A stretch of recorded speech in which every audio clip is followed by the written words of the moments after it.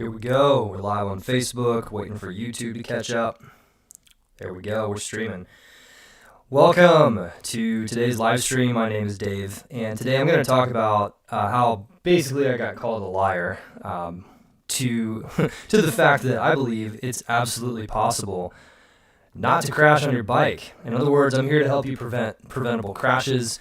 And I'm going to talk about exactly what they said. So first of all, I'll tell the story. So there are coaches out there that say don't trust anyone who tells you they can keep you from crashing on the bike, which isn't, I mean, they're well-meaning, and they're actually not wrong. So I do agree that if you think that someone has a magic pill that's going to keep you from crashing on the bike, that's kind of like saying, oh, I bought a $15,000 e-bike with 8 inches of suspension travel, and it's magically going to prevent me from ever touching the ground with my shoulder or my head. It's like, just not true. What is true, though, is that crashing, the root cause of crashing, isn't maybe what you think it is. So let's talk about that right now. I'll dive right in. Crashing happens when it's not your mindset, okay? It's not your mindset that's all messed up. It's generally not because you didn't prepare.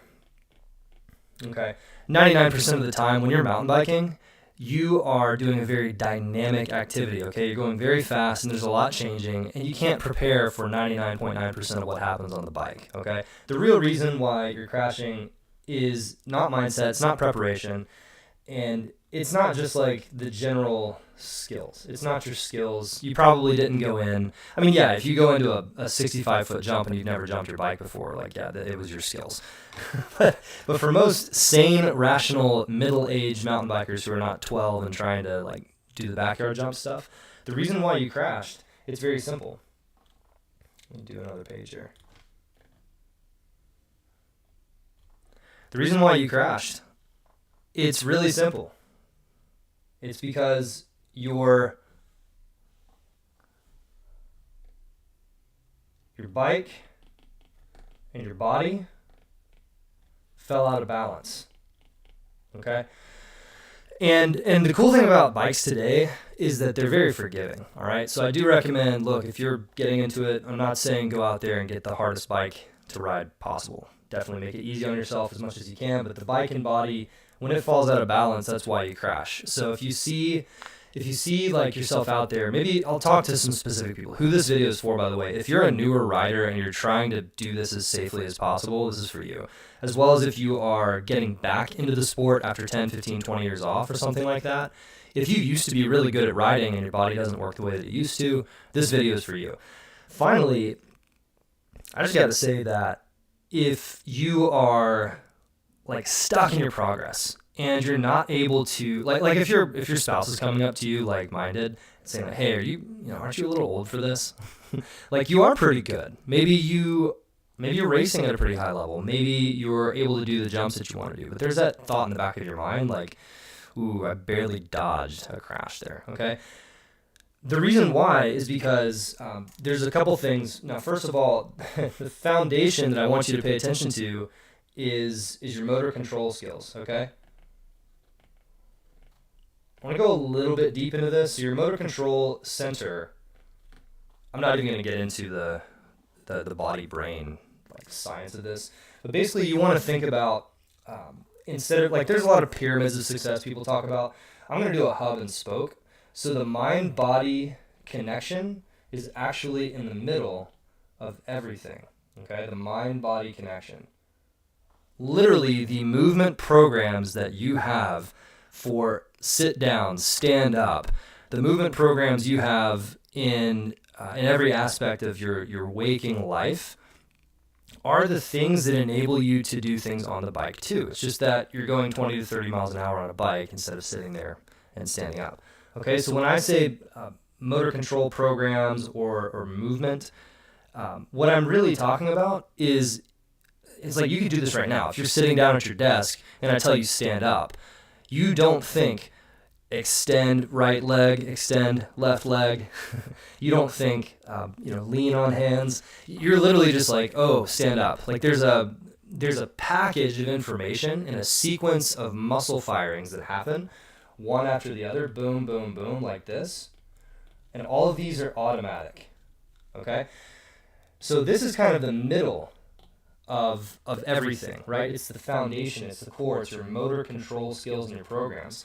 Now, outside of that, it's kind of like you have two minds. If you've ever read The Inner Game of Tennis, okay, Inner Game of Tennis, it's a great book, check it out. What you're going to find out is that there are two types of kind of ways of doing a sport, okay? So this is where we go pure mind-body connection to now applying it to mountain biking, and that's in this second level, okay? This is where most coaches start. This is your technique, okay? This is your, elbows out. If I say to you elbows out, you all know what it means. If I say to you drop your outside foot, you know what it means. If I say to you keep your feet level, you know what it means. That's in this kind of middle area here, all right? This is where your motor control programs are either being influenced by your brain intentionally or they're automatically taking over for a technical skill, okay? So this area right here, I'm actually going to erase this. And I'm going to put skill. Is everyone following along so far? If you're on YouTube, go ahead and smash the like button or subscribe to the channel, even better. I think if you're watching this on YouTube, you probably are a subscriber. Otherwise, you wouldn't have been notified.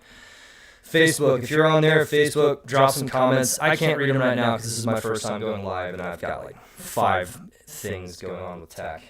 So I'll read them later, promise.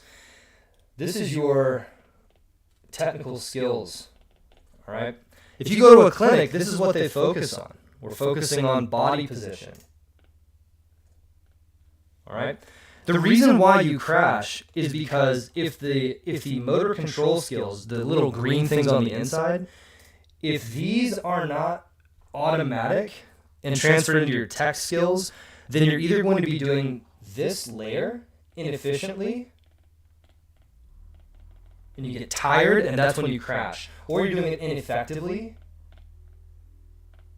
This is where, when John, my movement practitioner in the program that I use, what we do is really the joint-by-joint approach, and that means that if your glutes or your hamstrings are supposed to be controlling the bike, in other words, if you're doing a drop, and your glutes and your hamstrings are the last thing firing, and really it's your ankles or your lower back that's taking on that move, and those are the things you're asking for your body to do when you're doing it. You're basically doing it inefficiently, okay? Ineffectively. That means that your small muscles are maybe taking over for the job of your big muscles. All right? I'm trying to make this very, very simple for everyone to understand. Small muscles don't do big muscles work. All right? Can y'all follow that along? So if you're doing these inefficiently or ineffectively, you either get tired. These are the consequences. Ultimately, you get tired, or your form suffers. Okay? And so what we do is we try to fix our body position, we try to fix our technique, and you try to fix your elbows out. You try to focus on a move.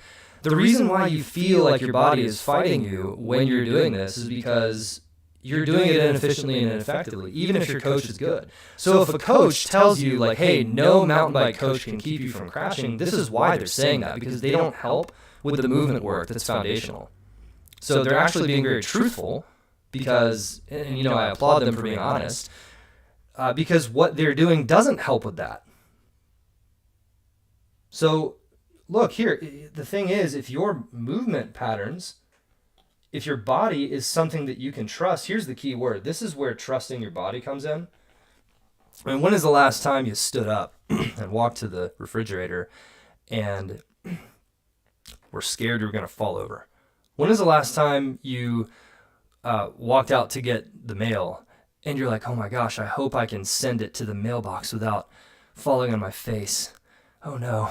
Like, you probably never thought that. Why? Because you can trust the movement patterns. And think about it. What you're doing is you're balancing on one leg after the other, and you're moving around a door and downstairs and possibly over obstacles. I mean, that's actually hard. If you think about it, like, what you're doing is you're taking a human being that has a whole life, and like, no one's ever said that, right? Like, walking to get the mail is hard. It is. We just don't think about it as hard because we have motor control skills that are baked in. They've been baked in for 20, 30 years, and you can trust them. And the skill level required to go get the mail is low compared to mountain biking. What you're doing when you're mountain biking, though, is let's take a step back. Why is this even important? If you're listening to this, the reason why I wanted to share this with you is because I'm on a mission to help mountain bikers ride like a kid again and do things that you're proud of on the bike. And maybe that means coaching.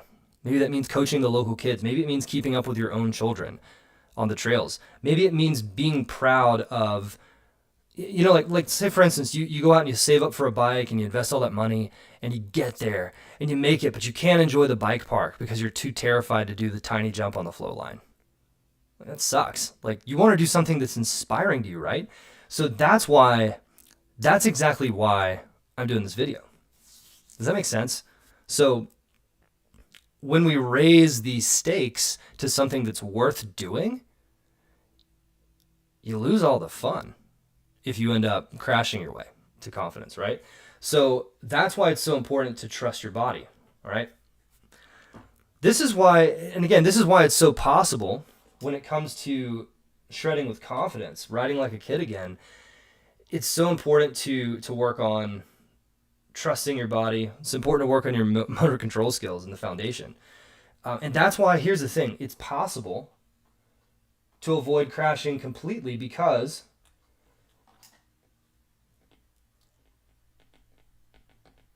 avoiding crashes.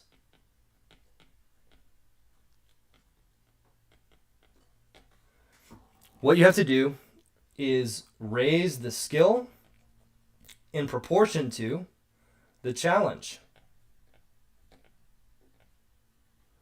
without risk. How do you do this? Okay.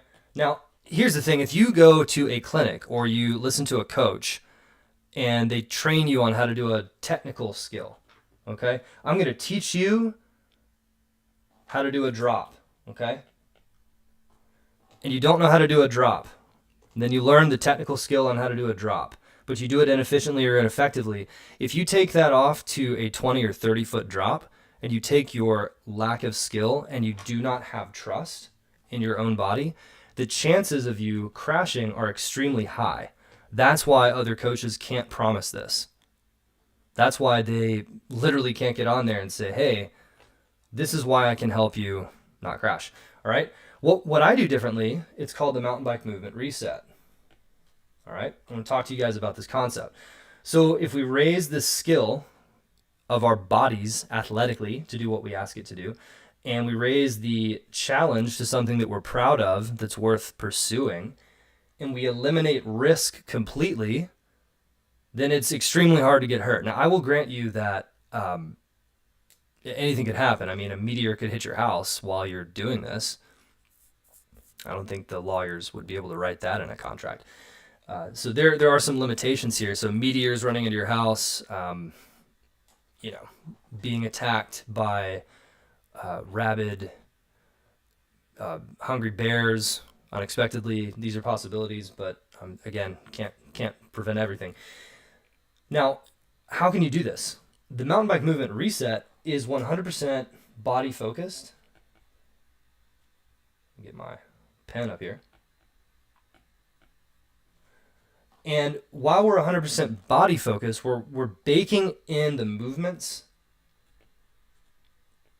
that translate directly into riding. Okay? So this is kind of like learning the cornering moves off the bike in a way. It's kind of like learning how to do a drop off the bike. We're teaching our body how to behave in a way that's automatic before we even engage in riding on the bike, okay? So this is why I can make a ridiculous claim like virtually eliminating crashes just by doing this movement reset stuff. And here's the downside to this. It's not the fastest thing in the world. In other words, you can't just like do this for a day or two and you're automatically a pro. Like, that's ridiculous. It doesn't happen. The cool thing about this though is that it does stack over time. The longer and more often that you spend time over time doing this work, and again, I can't really show it to you here on the screen because I'm not tech savvy enough to do the screen shares and everything all at once. I've got my one screen here. It's like when you do the movement work that creates motor control skills that translate directly into better riding, and you do it over time, these are permanent. Now the problem is right now so many riders are just doing technique work, and then they're going and sitting down at a desk the rest of the day and working their life away, or they're not ever building these movement patterns to begin with, and so your body's just going to do whatever's most convenient. That's just the way it works. But when the mountain bike movement reset is done and you're doing these movement patterns that specifically lend themselves to proper mountain biking technique, and you're doing those day in and day out, and you make those your convenient go-to, then you literally stack skills in the other direction, which ultimately ramps your skill up, I've found, about 3 to 5 times faster. Does that make sense? So it allows you to take on bigger challenges, or you can just stay well above this challenge mark right here, where you never really have to go, oh my gosh, I went way above my skill level. That way, when you add in the risk, your skill and the challenge level, it's already something your body's done, and you have trust. Here's the thing, trust counters risk. All right? Trust is the antidote to risk. Have you ever seen a rider who they just kind of bomb down a technical section of trail, never really looking at it before, and they just know what to do, and maybe they get a little bit sketchy, but they're laughing the whole way down, and they make it, and you're like, oh my gosh, I could never do that. This is exactly what I'm talking about. When you can trust your body to do what you ask it to on the bike, nothing can stop you. Now, obviously, and again, I don't recommend going out there and trying the pro downhill line if you're not a World Cup racer and you've never ridden before. Like that's called being stupid, and that's also called taking on more risk than is necessary. But if you're a rider looking to increase your skill rapidly, the single best thing you can do, again, it's not mindset, it's not yoga, it's not working out. Those things are nice and helpful and important, but actually it's motor control skills that lend themselves directly to the moves that you need and the technique on the bike. Does that make sense? So if you're watching this, which I'm not sure if this worked or not, hopefully it did. If you're watching this, then this is what's so important and what I've found, especially the older we get, okay? So if you like this, hit the like button below, hit the comment button below, type me a comment. Happy to hear more from you guys and gals out there on the trail. Let me know what you think of this video, and we'll see you on the next one. Thanks.